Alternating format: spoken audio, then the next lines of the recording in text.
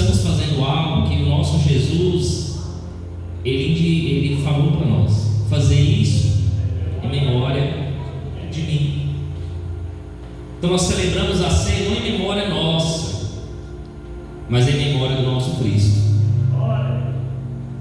Então, olha como o Evangelho é loucura. O mundo lá fora fala que o Evangelho é de louco. O Evangelho de Cristo, o Evangelho genuíno, o Evangelho da Bíblia que nós pregamos, o Evangelho sincero, o Evangelho não prostituído, o Evangelho verdadeiro da cruz. Fala da cruz, fala de Jesus, fala de arrependimento, fala de salvação, fala do ide, pregar o Evangelho. O Evangelho verdadeiro, não é esse Evangelho prostituído que estamos ouvindo aí. O Evangelho tem que ter aquela cruz ali, e a cruz tem que estar vazia, porque Jesus não está mais naquela cruz, Ele ressuscitou ao terceiro dia. O Evangelho genuíno, puro, santo, o Evangelho verdadeiro. Diante disso, eu quero que você abra no livro do profeta Isaías, Isaías 53. O Evangelho que hoje às vezes vamos pregar uma mensagem triunfalista, uma mensagem que vai enaltecer o teu ego, uma mensagem que vai fazer você pular, glorificar, exaltar o nome do Senhor. Mas eu quero te lembrar a memória de Cristo da cruz, o que Jesus passou naquela cruz, que aquela cruz era para mim, era para você, está lá, mas Ele morreu em nosso lugar. O Evangelho, a cruz não representa eu e você, ela nos substitui. É o sacrifício vicário do Senhor, para que você não fique sem entender e saia do culto. O sacrifício vicário significa que Ele nos substituiu. O Evangelho não, a cruz não nos representa, a cruz nos substitui no lugar de Jesus. Ele nos substitui ao nosso lugar.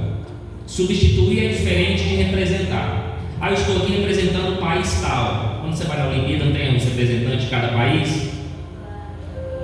Mas substituir significa que aquela pessoa não pôde ir e vai outro lugar.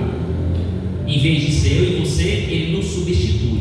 Foi Ele que foi na cruz, foi Ele que morreu por nós, foi Ele que levou as nossas dores. Eu quero trazer a memória desse texto. Toda ceia do Senhor nós trazemos um texto em memória de Cristo. O que nós estamos vendo aí em vários lugares é que a cruz não está sendo mais pregada, é que a renúncia não está sendo mais pregada. Hoje é só o homem que é o centro, não é Jesus que é o centro. E aqui não, aqui Jesus continua sendo o Senhor, aqui Jesus continua sendo glorificado, Jesus continua sendo exaltado, Jesus continua sendo o centro do Evangelho. Aqui Jesus ainda é o Senhor das nossas vidas. Não sei você, mas eu estou sentindo Deus aqui neste lugar. Vamos ler o texto? Isaías 53, um texto que era vergonha de alguns, para nós é glória de Deus. Isaías 53, versículo 1. Quem deu crédito à nossa pregação e a quem se manifestou o braço do Senhor? É uma pergunta, sim ou não? Porque foi subindo como renovo perante Ele, e como raiz de uma terra seca, não tinha parecer nem formosura, e olhando para nós por Ele, nenhuma beleza víamos para o que desejássemos. Era desprezado e o mais indigno entre os homens de todos, homens de dores, experimentando nos trabalhos, e como um de quem os homens escondiam o rosto. Era desprezado e não fizemos dele causa alguma. Verdadeiramente Ele tomou sobre si as nossas enfermidades, e as nossas dores levou sobre si, e nós o reputávamos por aflito, ferido de Deus e oprimido. Olha o versículo de número 5. Mas Ele foi ferido pelas nossas transgressões e moído pelas nossas iniquidades. O castigo que nos traz a paz estava sobre Ele, e pelas suas pisaduras fomos. Só até aqui. Põe a mão sobre a tua Bíblia, feche seus olhos e vamos orar nesta hora. Senhor, meu Deus, eterno Pai, que eu venha ser boca do Senhor neste lugar. Empreste os meus lábios para que o Senhor venha falar à tua igreja. para que haja edificação no teu nome, para que o teu reino e a tua glória sejam glorificados neste lugar, para que o Senhor venha continuar crescendo e nós diminuímos na tua presença, que o Senhor venha ser, meu Pai, o nosso Deus, o nosso refúgio, a nossa fortaleza, e somente no Senhor nós venhamos confiar e depositar a nossa credibilidade, a nossa fé. Que o Senhor venha estar em nós, que o Senhor venha estar sobre nossas vidas e ser o Senhor das nossas vidas. Obrigado, Senhor, pelo sacrifício de Jesus, porque por causa dele eu sou salvo. Por causa de Jesus as minhas dores são saradas, os meus pecados são perdoados e eu tenho esperança da salvação. Obrigado, Jesus, porque aquela cruz que éramos para nos matar, para nos destruir, foi a vitória e o seu triunfo em nosso lugar, em nome de Jesus. Amém? Tome seu assento. Quero trazer uma reflexão aqui nesse texto. Esse texto que nós lemos foi escrito mais ou menos, preste muita atenção, deixe o celular de lado, desligue o seu celular. Agora é a hora de ouvir a palavra do Senhor. Seriedade agora, crianças, pais, mães, preste atenção, me ajude. Quero que você empreste os seus ouvidos por alguns minutos. 700 anos antes de Jesus vir, Isaías traz essa revelação para nós. Isaías 53 é um prelúdio da cruz. Isaías era um homem como eu e você, falho, pecador, cheio de defeito. Um serafim vem, toca em seus lábios, e seus lábios são purificados. E depois disso, Isaías tomou gosto pelo Evangelho. Isaías foi purificado de seus pecados. Isaías se sentiu um homem abençoado, um homem cheio de fé, cheio de sabedoria, cheio do Espírito de Deus. Isaías, ele vai ter uma intimidade tão grande com o nosso Deus, que ele vê o nascimento de Jesus. O nascimento de Jesus, ele escreve em Isaías 7,14, aonde vai dizer assim, depois você lê na tua casa, só anote, Isaías 7,14: porquanto mesmo o Senhor vos dará um sinal, eis que a virgem conceberá e dará luz a um filho, e chamará o seu nome Emanuel, que significa Deus. Emanuel significa Deus conosco. Então Isaías, ele tinha uma intimidade tão grande com o nosso Senhor, que Jesus, ele participa do seu nascimento e até os seus últimos momentos de vida. Isaías 53 é onde Cristo vai para a cruz do Calvário, aonde ele estava ali em sofrimento, em agonia, por mim, por você, porque ele era justo, ele era íntegro, ele era perfeito, ele não tinha mal algum, mas ele foi em nosso lugar. Aqui Isaías tem uma revelação em visão. Ele vê Jesus sendo levado à cruz, ele vê toda a impunidade com Jesus, ele vê os maltratos que Jesus sofreu, ele vê tudo o que Jesus passou, e ele escreve o livro de Isaías 53, falando dessa verdade. Ele faz uma pergunta no início do texto: quem deu crédito à nossa pregação? E a quem se manifestou o braço do Senhor? Aqui Isaías, ele faz uma pergunta, ele inicia o texto com uma pergunta, porque muitos cristãos que aqui estão presentes em várias outras igrejas não acreditam na pregação da cruz, só querem mensagens que edificam a fé, só querem mensagem que Deus vai te abençoar, Deus vai te curar, Deus é contigo, Deus te abençoa. Tudo que vai ser bem sucedido na sua vida financeira, sentimental, você vai casar, você vai prosperar. Aquelas pregações triunfalistas, aquelas pregações que massageiam nosso ego. Mas ninguém quer mais pregar a cruz, ninguém quer mais pregar o evangelho genuíno, puro, santo, que é Jesus Cristo. Que a cruz, que era para ser uma vergonha, e de fato era para o homem lá fora, para o mundo lá fora é uma vergonha, uma desgraça, mas para nós foi a vitória sobre a morte naquela cruz do Calvário, em nome de Jesus. Eu quero te explicar isso, porque havia duas condenações antes de Jesus ir para a cruz. Me pergunte qual eram essas duas condenações. Primeira condenação, condenação política. E essa condenação política era por sedição. Pastor, você está falando em línguas, que nome é esse, sedição? Porque alguns irmãos a gente tem que traduzir, para que venha entender. Sedição, o que é sedição, pastor? É uma revolta, ou você ir contra a autoridade de um governo. Então, eles titularam Jesus Rei dos Judeus. E Jesus bateu no peito e falou que ele era Rei dos Judeus? Não. Fizeram uma narrativa para ele. Esse aqui é o Rei dos Judeus. E nós sabemos que naquele tempo, a maior autoridade que tinha, o governo maior que tinha, era o governo de Roma. E o governo de Roma, a sua autoridade principal era César. Lembra da esfinge que entregou para Pedro? Jesus falou assim: que esfinge é essa que tem que pagar o imposto? E ele: o que tem na esfinge? Jesus pergunta: dá ao César o que é? Então a autoridade maior qual é? De César. Só que entanto, o gestor ali da cidade era Pôncio Pilatos. Mas o gestor da Galileia, Jesus, ele nasceu aonde? Qual a cidade que ele nasceu? Belém? Tem que ajudar. Belém de Judá. Ele era galileu, da Galileia. E quem era o gestor da Galileia? Era, no caso, quem matou João Batista? Herodes. Herodes era o gestor da Galileia. Porque eles não sabiam o que fazer com Jesus. Levaram até Pôncio Pilatos olhou: não tem mal nenhum nesse homem. E levaram ele para Herodes, porque ele era o gestor da Galileia. E Herodes falou o quê? Não vejo mal nenhum nesse homem, volta para ele. Voltou para Herodes. Então nós conhecemos a história. Mas eu quero que você entenda aqui, no versículo de número 1. Vamos ler toda a igreja. Quero que a igreja leia em voz alta. Vamos? Quem deu?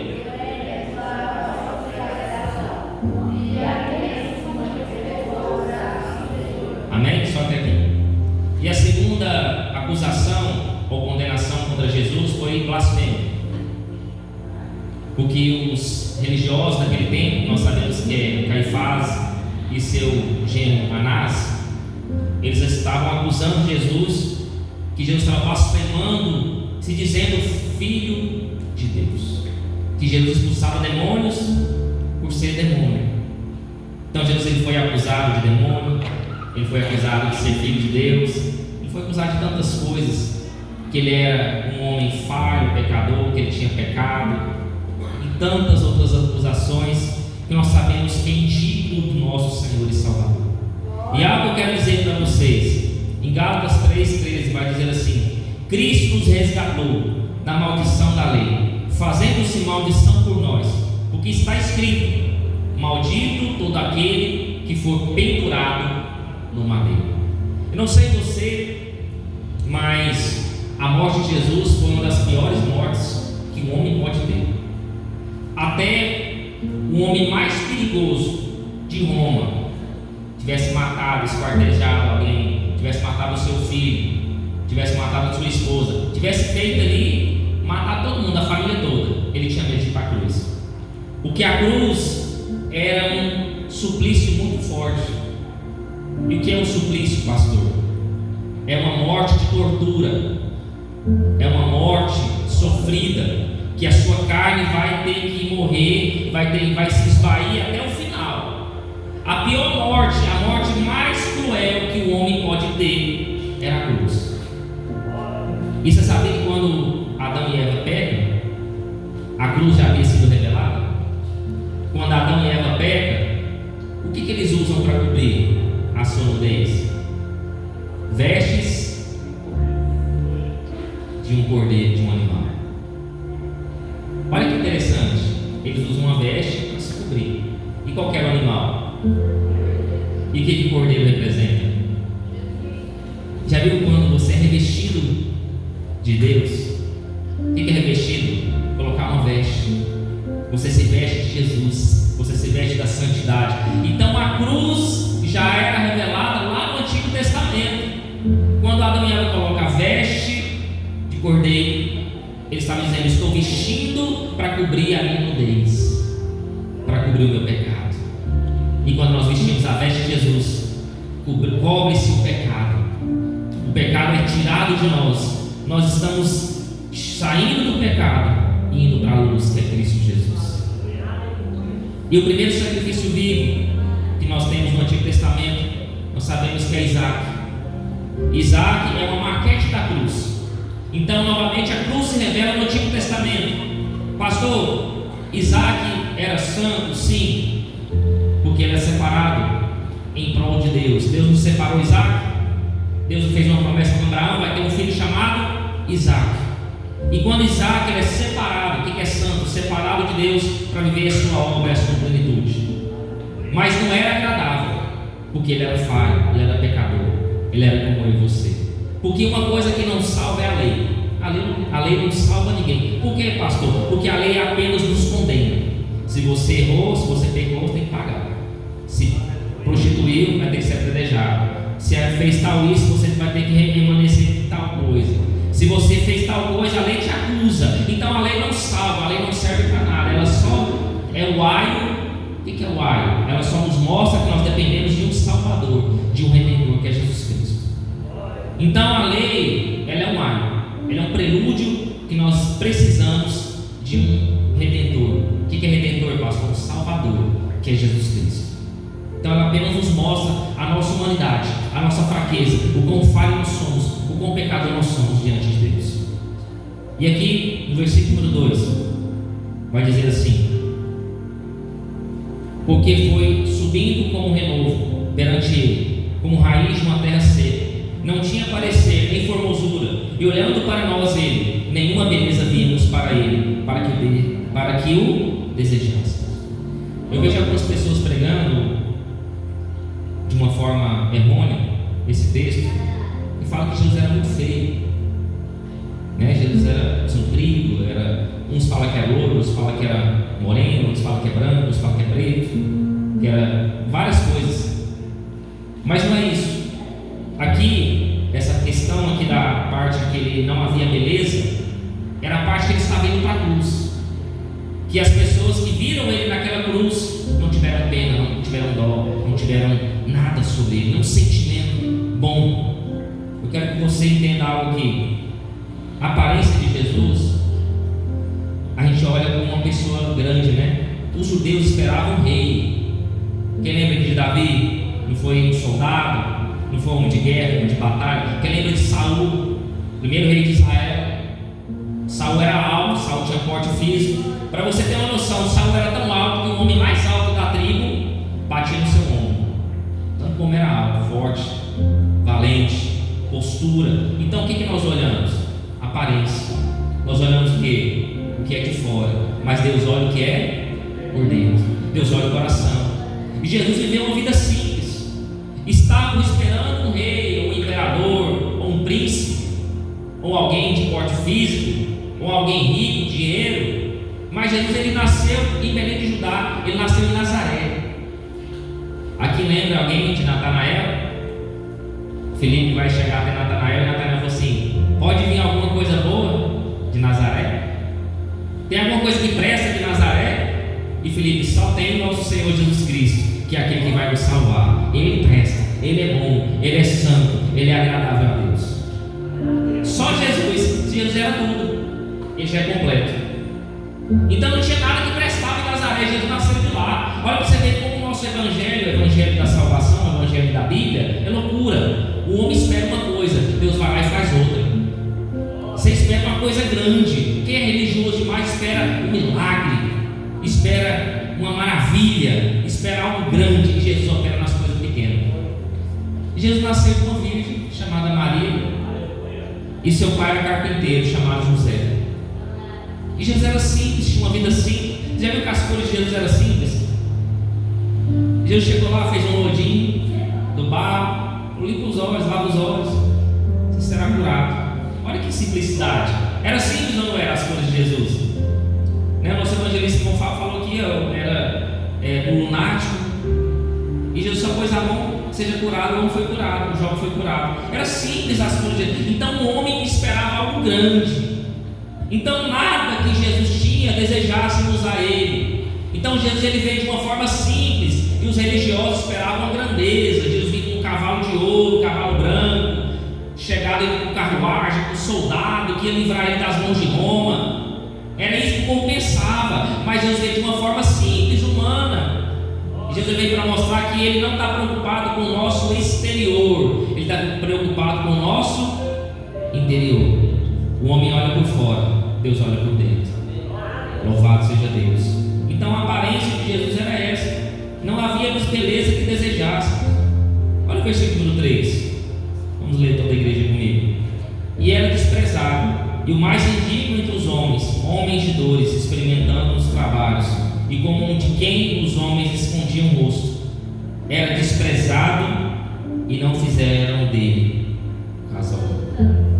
Olha que interessante. Ele não enfrentaria o sofrimento físico, mas emocional. Ele era desprezado. O que é uma pessoa desprezada? O que é uma pessoa desprezada? Pessoa ignorada. Pessoa que é desprezada, alguém fala com ela? Alguém dá crédito para ela? Alguém quer falar alguma coisa com ela? Mas aqui está falando que ele era desprezado, mais indigno entre os homens, homens de dores, experimentados no trabalho, e como um de quem os homens escondiam o rosto. Então as pessoas olhavam para Jesus e escondiam o rosto, porque o sofrimento de Jesus foi tão grande que ninguém queria olhar para ele. Eu vou chegar lá, vou chegar nessa parte ainda. Ele foi rejeitado pelo seu povo, ele foi rejeitado pelos seus discípulos, ele foi rejeitado pelos líderes religiosos. Os discípulos, quando viu Jesus sendo preso, alguém ficou com ele? Todo mundo fugiu. Judas traiu, Pedro negou. E os outros discípulos? Fugiu porque ficaram com medo da morte. Os outros discípulos fizeram alguma coisa diferente de Judas e Pedro? Fizeram alguma coisa diferente? Fizeram alguma coisa grandiosa? Não, todo mundo correu. Na hora que a bomba estoura, todo mundo corre. Na hora que o negócio pega, todo mundo corre. Todo mundo larga o barco. Mas Jesus não. E o mais interessante é onde nós iremos chegar. Versículo 4. Verdadeiramente Ele tomou sobre si as nossas enfermidades, e as nossas dores Ele levou sobre si. E nós o reputávamos por aflito, ferido de Deus e oprimido. Aqui é escrito verdadeiramente. Eu tive que dar uma ênfase que é verdade que Jesus sofreu, é verdadeiro que Jesus passou. Significa a certeza desse ato. É uma expressão que Isaías vai usar aqui. Verdadeiramente, quer dizer, ele passou por tudo isso. É um crédito que eu coloco aqui. Tomou sobre si as nossas enfermidades. O que é enfermidade? O pecado nos deixa enfermos. O pecado nos mata por dentro. O pecado traz sobre nós a morte. Naquela cruz do Calvário, Ele levou sobre si as nossas enfermidades. Ele levou. Ele quem, pastor? Jesus. Jesus Ele levou. Aqui nos dá uma ênfase do sacrifício expiatório de Jesus. Pastor, o que é um sacrifício expiatório? Expiatório significa que é um sacrifício que ia nos cobrir o pecado, queria nos tirar o pecado, queria não ter mais o pecado sobre nós. No Antigo Testamento matava-se o animal tinha que ser perfeito, e era expiatório o sacrifício, quer dizer, a morte daquele animal perfeito, entre aspas, nos purificava do pecado, nos perdoava do pecado. Então o último sacrifício foi Jesus. Aqui é o sacrifício expiatório de Cristo, que no seu sacrifício Ele levou as nossas enfermidades. E o que mais? Só a enfermidade que Jesus levou? Então o texto vai dizer: e as nossas dores levou sobre si. Jesus leva a enfermidade na cruz, leva as nossas dores na cruz. E também reputávamos por aflito, ferido de Deus e oprimido. Deus não queria falar com ninguém. Deus não tinha relacionamento com ninguém. Deus não queria conversar com o homem, porque o homem que foi o agressor, o homem que pegou, ou foi Deus que pegou? O normal de alguém que pega, de alguém que magoou o irmão, o que é? É a pessoa que magoou chegar até o irmão, não é isso? Pedir perdão para o irmão. Mas Jesus ficou esperando, Deus ficou esperando, e o homem não chegava até Deus. Aí Deus teve que dar o passo, Deus teve que vir na terra, descer em forma física de Jesus e morrer por nós, morrer pelos nossos pecados. Aquele pecado que era para nós, aquela cruz que era para nós a pior morte que um ser humano poderia ter, e Jesus morreu por nosso lugar. Olha para você ver, irmãos, a morte de cruz, nem o maior matador, se você pegar uma pessoa que gosta de matar, que gosta de fazer coisa errada, nem ele queria ir para a cruz, porque a cruz era a pior morte que tinha. Porque você acha que era só pregar você lá na cruz? Não. Era só pregar na cruz? Não. Você ia apanhar, você ia ser torturado. E você sabia que o sofrimento de Jesus começou antes da cruz? Começou aonde? Sabe aonde? Começou o começo do sofrimento de Cristo? Lá no Getsemane. No Getsemane teve o peso espiritual era tão grande que aonde saía suor, em Cristo saiu lágrimas de sangue. Suor de Deus transfigurou em sangue.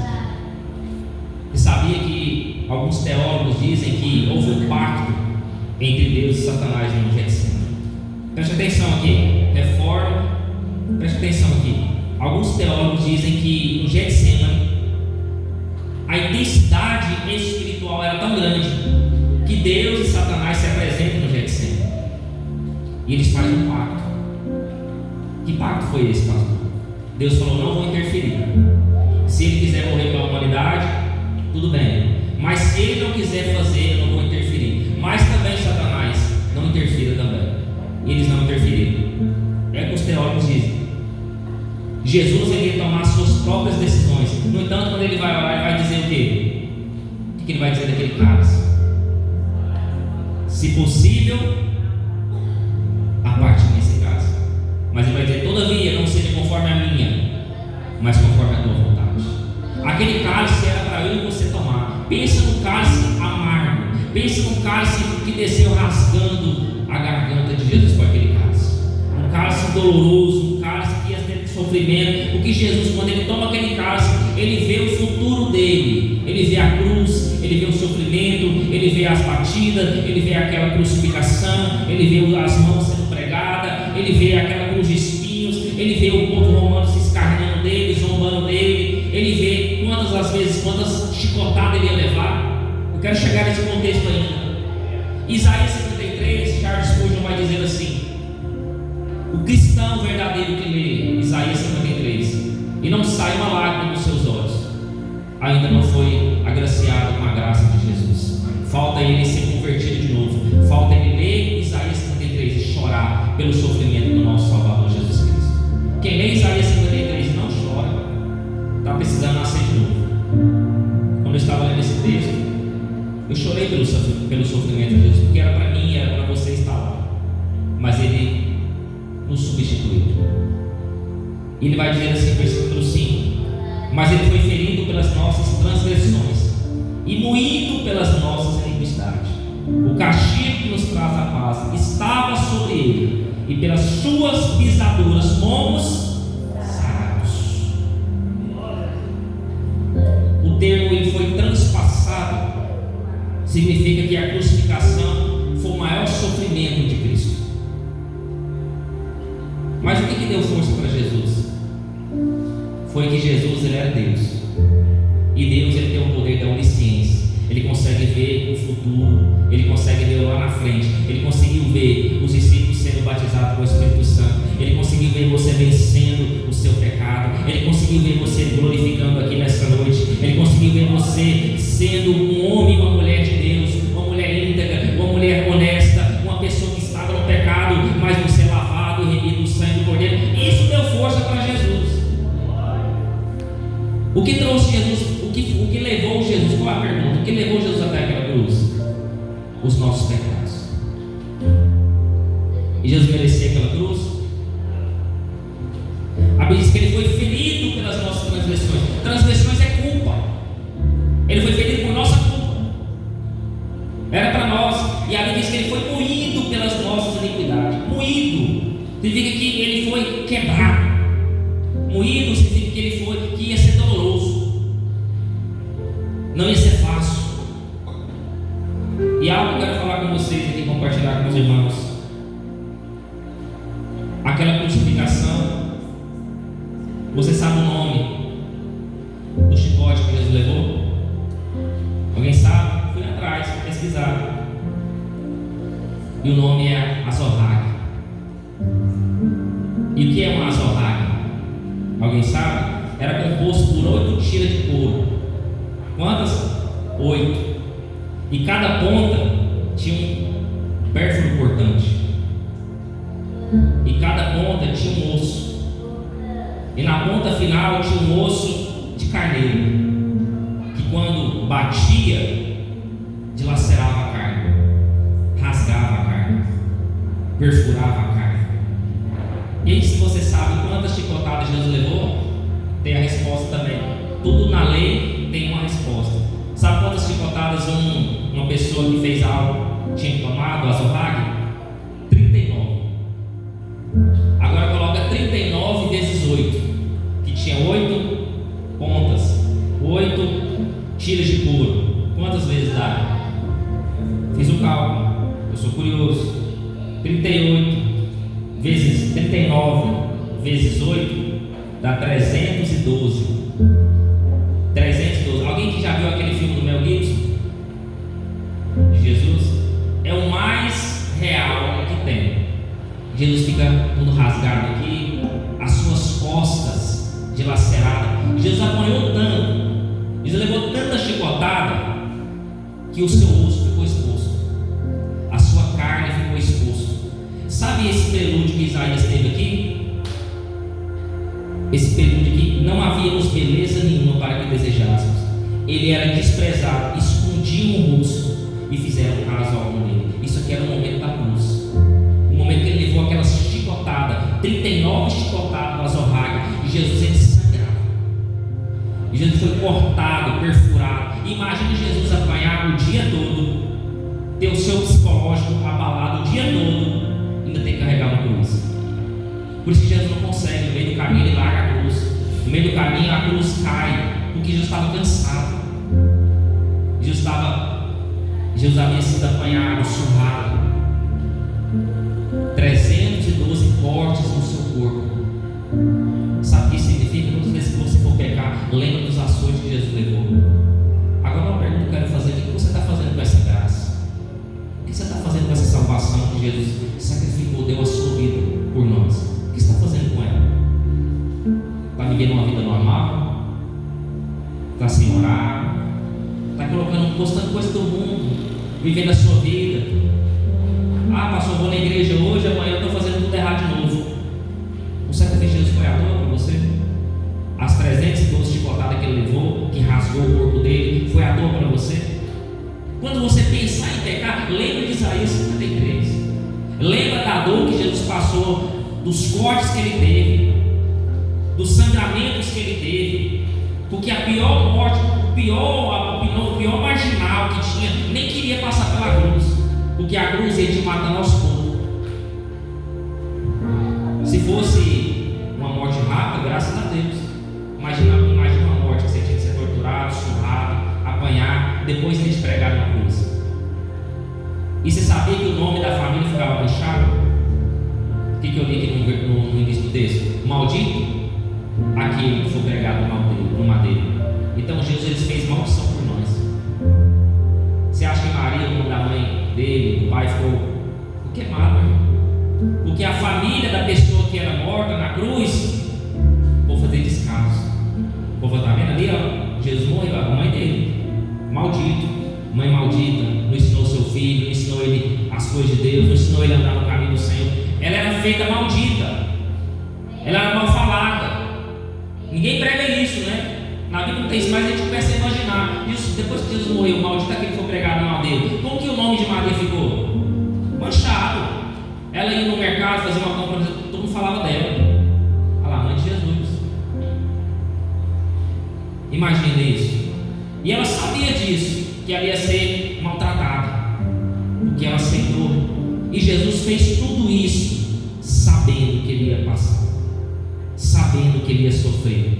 Por isso que ele levou o nosso castigo.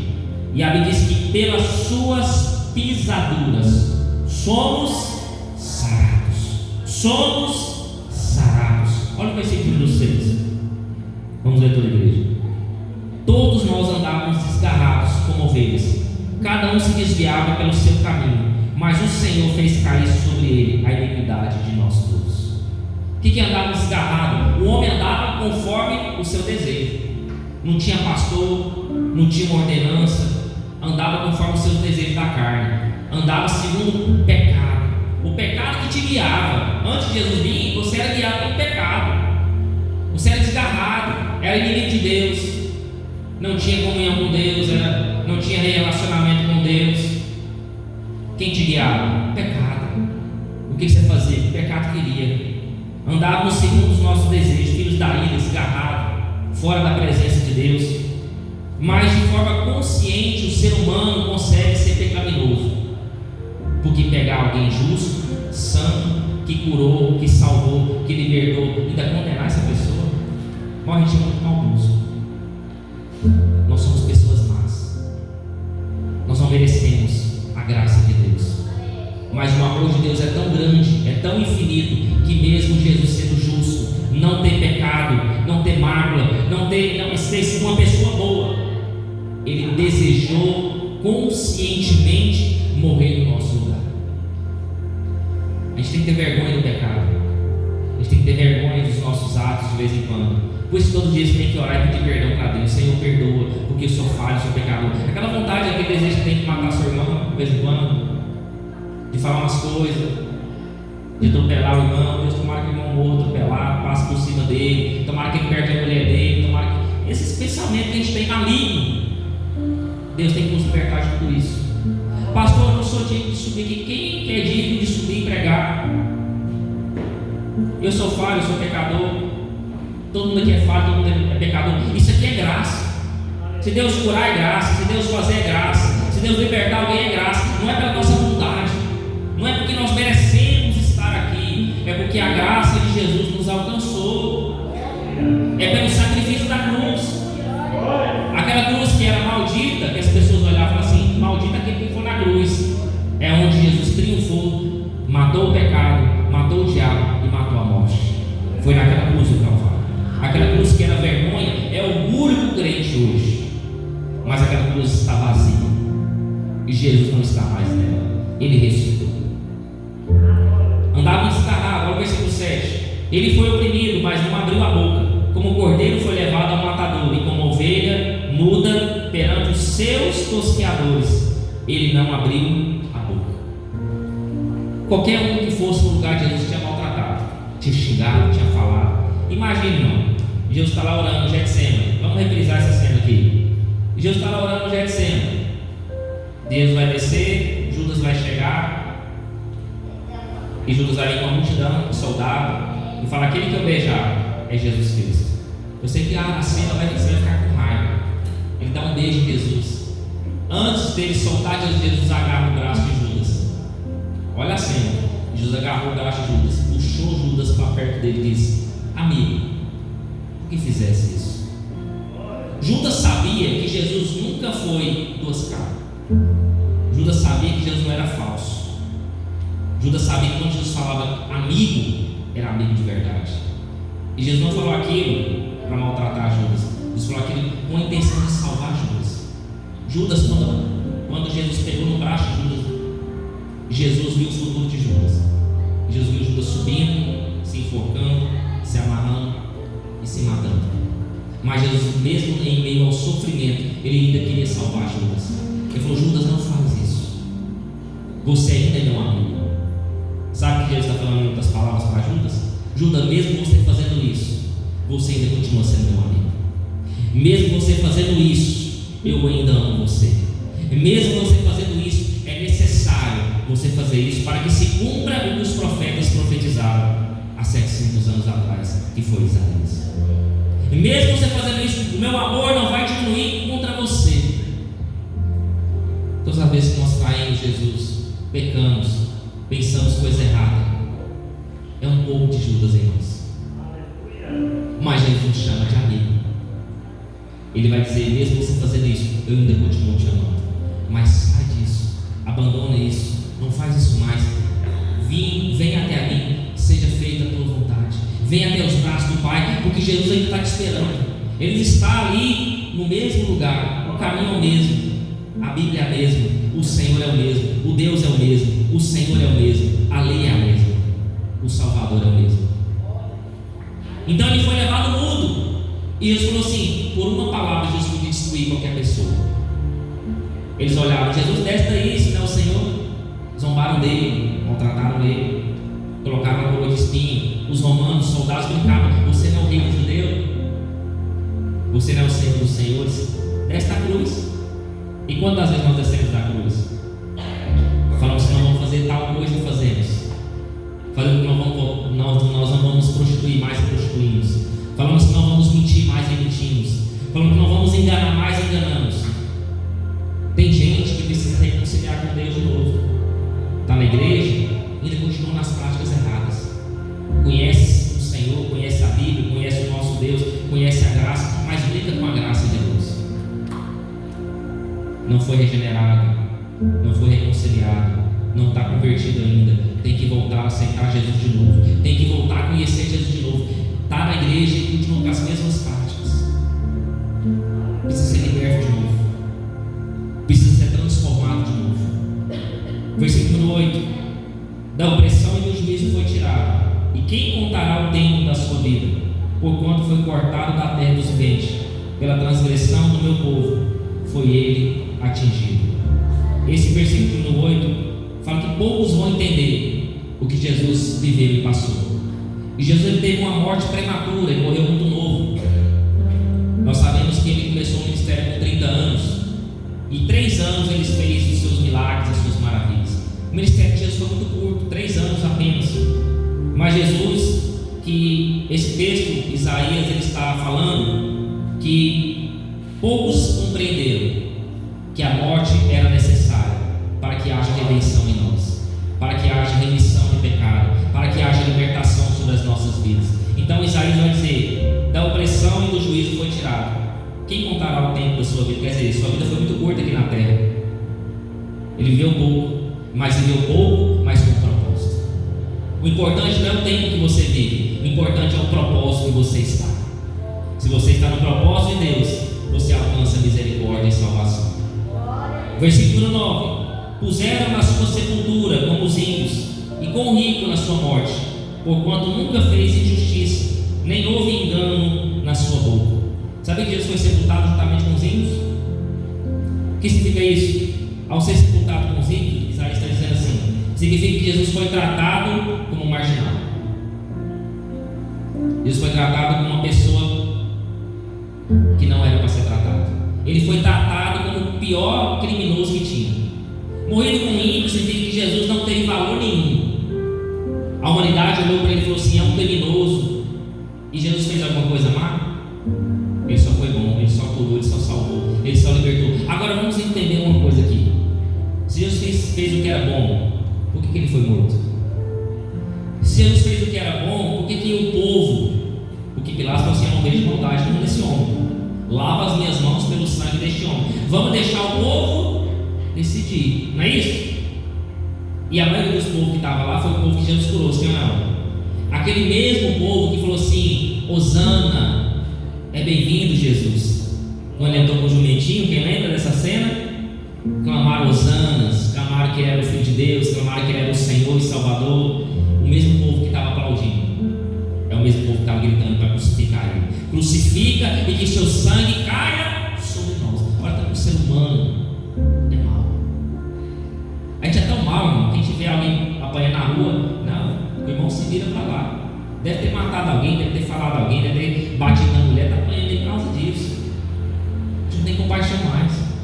Você vai chegar num tempo, irmão, que você vai ver alguém batendo no outro, na frente assim, chutando cachorro, batendo em animal, e você vai fazer nada, você vai achar tudo normal. Traição é normal. Não, irmão, trai mesmo, não trai. Isso é normal, o pecado está tomando conta. É isso mesmo.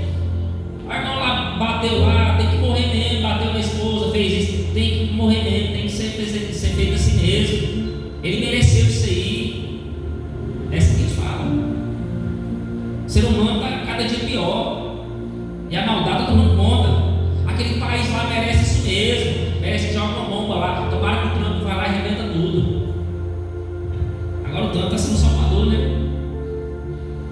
Então não está idolatrando um agora. Vamos ver Jesus agora. Toma cuidado, você não está idolatrando também. Tem gente que idolatra jogador, idolatra líderes religiosos. Nossa, eu quero pregar igual irmão, quero louvar igual irmã. Está idolatrando já, quer ser igual. Como que eu sei que eu estou idolatrando, irmão? Eu quero ser igual a ele. A gente tem que ser igual a quem? A gente tem que ser igual a quem, vai? Tem gente que quer ser igual o líder dele, o pastor dele. Não, tem que ser igual a Jesus. O pastor quer pregar, não, você vai pregar melhor. Você vai ser melhor do que ele. Você vai ser melhor do que o irmão. Deus vai te dar graça mais. Amém? Versículo 10. Todavia ao Senhor agradou Moisés. Isso aqui é curioso. Estava esperando chegar nessa parte. Todavia ao Senhor agradou Moisés, fazendo-o enfermar. Quando a sua alma se puser por expiação do pecado, verá sua posteridade, prolongará os dias, e o bom prazer do Senhor prosperará na sua mão. Agora pense aqui comigo, olha aqui para mim. Deus tinha prazer em moer Jesus? Tinha ou não tinha?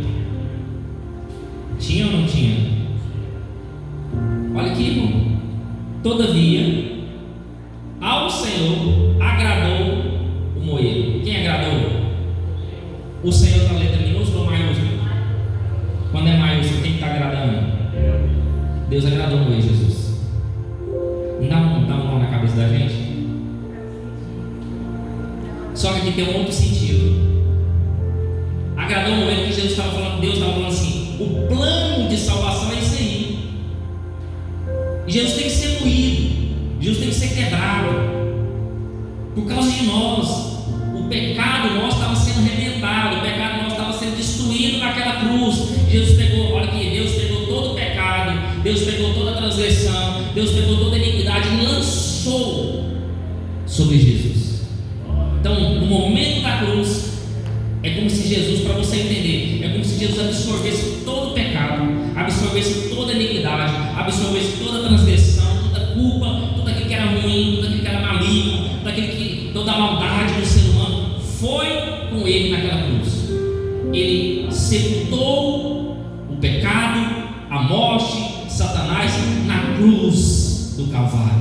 Então, quando Deus olha aquilo, agradou a Deus, porque Ele estava fazendo conforme o plano de salvação que Deus escolheu para nós. Importa que Jesus morra naquela cruz para que nós tivéssemos vida e vida em abundância. Porque se Jesus não morresse naquela cruz, se Ele não foi moído naquela cruz, não teríamos vida eterna como nós temos hoje.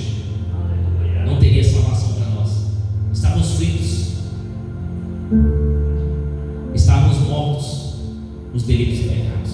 Então agradou a Deus, porque Deus entendeu que Jesus estava fazendo e compreendeu o plano de salvação. Que o plano, desde o início da criação, o plano era a cruz, era levar Jesus à cruz. Porque, como eu falei, a lei não salvava. Se eu fosse 100% e um dia antes de eu morrer eu pecasse, a lei não me salvava. Eu tinha que viver a vida inteira em perfeita vontade de Deus. Alguém consegue ver em perfeita vontade de Deus? Se você pensar na sua vida, você já mentiu alguma vez, você já enganou, você já traiu, você já pensou besteira, ou tem algum santo aqui? Então a lei não salva você. Você já pecou alguma vez, irmão?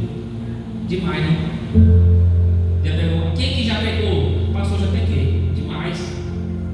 Até hoje eu tento melhorar. Até hoje eu tento despojar do antigo homem e viver um novo do Senhor. Até hoje a gente tenta fazer o que é certo, a gente se esforça a fazer o que é certo. E tudo que eu faço aqui é graça. Não é mérito dele, é mérito dele. Amém? Versículo 11. O trabalho da sua alma ele verá e ficará satisfeito. E com o seu conhecimento, o meu servo, o justo, justificará muitos, porque as iniquidades deles levará sobre si. Quer dizer, o trabalho que Jesus ia fazer na cruz, a obra da cruz, iria trazer justificação. E o que Jesus estava fazendo, ele seria recompensado. Sabe que nós temos uma recompensa? Aquele que for fiel até a cruz, aquele que for obediente, terá a coroa da justiça, terá a sua salvação. Tem uma recompensa para o nosso trabalho, tem uma recompensa para as nossas obras. Seremos justificados. O que é justificado? Se tornar santo e justo diante da audiência de Deus. É Deus pegar eu e você, que éramos injustos, que éramos quase pecadores, e tribunal de Deus como uma pessoa justa, uma pessoa merecedora de estar naquele lugar. Amém? Então as nossas obras serão recompensadas por Deus. Versículo número 12, que é o último versículo. Pelo que lhe darei a parte de muitos, e com os poderosos repartirá o despojo, porquanto derramou a sua alma na morte, e foi contado com os transgressores. Mas ele levou sobre si o pecado de muitos, e pelos seus transgressores ele intercedeu. Então o que significa isso, pastor? Aqui é a recompensa da obediência de Deus. E eu quero pegar esse versículo para que você venha entender e fazer uma conclusão aqui. Filipenses 2:8. Só escute, depois você lê na sua casa. E achando na forma de homem, humilhou-se a si mesmo, sendo obediente até a morte, e morte de cruz.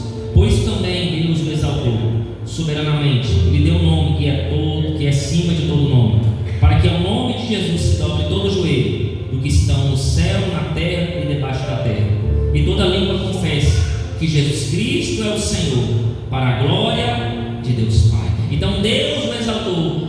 Jesus foi tão obediente, foi tão fiel, foi tão íntegro e justo, ele foi tão perfeito no plano de salvação, ele seguiu à risca o que o Pai desejou que ele fizesse, que Deus o exaltou sobremaneira, que todo joelho se dobrará e toda língua confessará que Jesus é o Senhor do Senhor e o Rei dos Reis, para a glória de Deus Pai.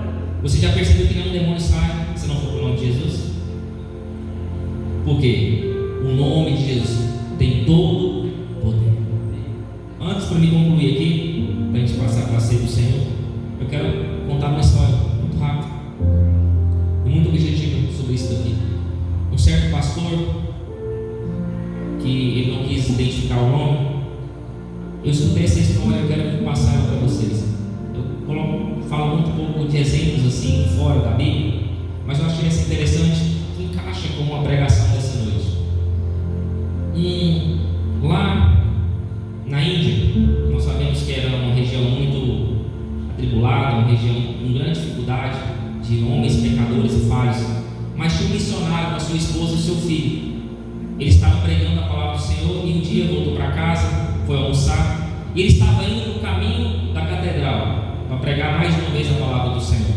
E estando ele, a sua esposa e seu filho indo para a igreja, mais de 30 anos crente, e 2 soldados viu aquele homem, viu ele de gravata, viu ele de paletó, viu ele com a Bíblia na mão, a Bíblia Sagrada, e falaram assim: vamos fazer algo com esse homem, vamos fazer uma maldade com ele.